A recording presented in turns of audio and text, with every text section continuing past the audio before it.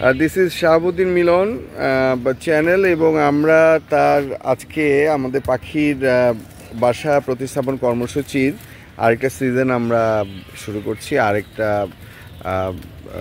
কর্মসূচিতে আমরা এসেছি এবং দেখা যাচ্ছে যে আমরা প্রস্তুতি নিচ্ছি। এই বাসাটা বিশেষভাবে তৈরি করা হয়েছে, আগেও আরেক ধরনের বাসাটা ছিল এবং সেই বাসায় পাখি বা গাছে বসবাসরত জীববৈচিত্র্যর যে বিষয়গুলো থাকে, তারা যাতে পাখি হোক কাঠবিড়ালি হোক। ভাই, এই ইয়েতে সাধারণত কি শুধু পাখিরাই বাসা করে না?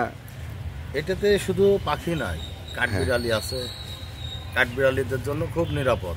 আচ্ছা, কাঠবিড়ালিরা একটু সেফ জায়গায় থাকে। আগে নারকেল গাছ প্রচুর ছিল, এখন নারকেল গাছ নেই, বিধায় নারকেল গাছ কমে গিয়েছে।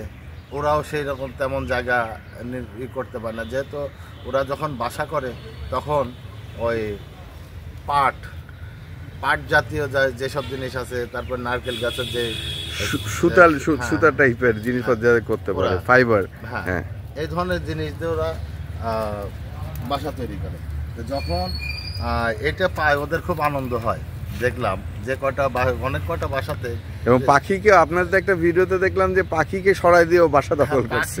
সরাই দিয়েও বাসা দখল করে ভিডিওটা অনেকে দেখছে, কিন্তু মানে এটা বেশ প্রচারিত। আমি দেখি যে ওরা মানে আনন্দ পায়, যেহেতু চারিদিক দিয়ে হাওয়া বাতাস লাগে। আর ওরা যেভাবে বাসাটা তৈরি করে, শত বৃষ্টি হলো ওই ভিতরে পানি যাবে না, ভিতরে পানি ঢোকে না, যার জন্য ওদের মানে খুবই নিরাপদ। এবং ওরা একটা জিনিস দেখলাম, একটা যখন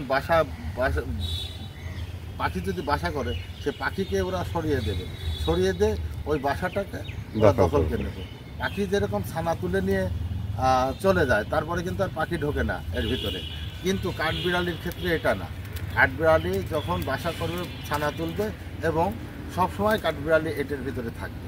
ওদের একটা মানে ওটা ঘরই তৈরি করে না, নিজের বাসা যেরকম আমরা বসবাস করি, ওরা এটার ভিতরে ওইভাবে বসবাস করে।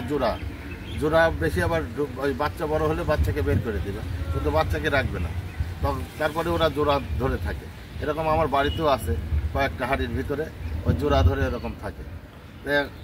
আমাদের ভবিষ্যতে আরেকটা পরিকল্পনা আছে এটা নিয়ে, যে সেটা হচ্ছে মানে মাটির হাড়ি এক জায়গায় সেট করা যাবে।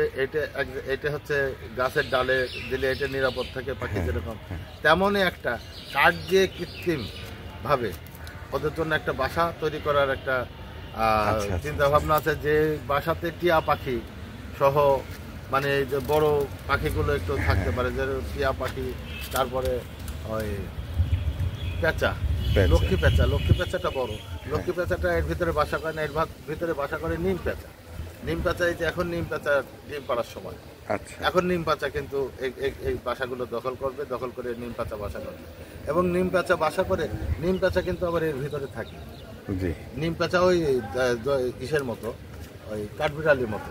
নিম পেঁচা কিন্তু ওই বাসা ছাড়ে না, যেহেতু ওরা লুকিয়ে থাকে, দিনের বেলা লুকিয়ে থাকে, রাতচরা পাখি লুকিয়ে থাকার জন্য হচ্ছে ওরা এই বাসাটা ওদের জন্য নিরাপদ।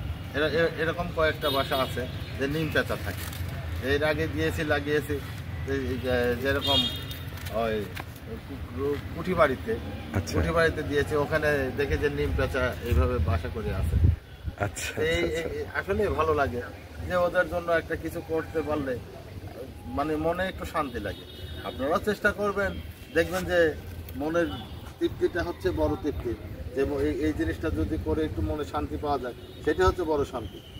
মানে টাকা পয়সা দিয়ে কিন্তু এই জিনিসটা কিনতে পাওয়া যায় না, এই মনের শান্তিটা কিনতে পাওয়া যায় না।